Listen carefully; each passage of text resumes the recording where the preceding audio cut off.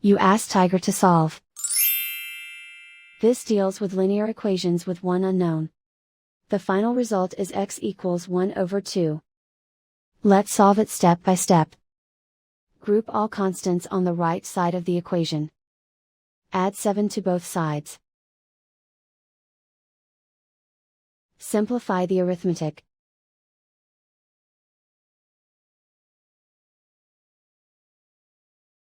Isolate the x.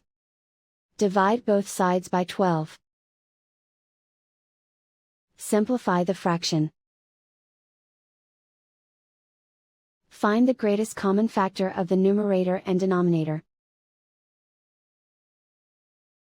Factor out and cancel the greatest common factor.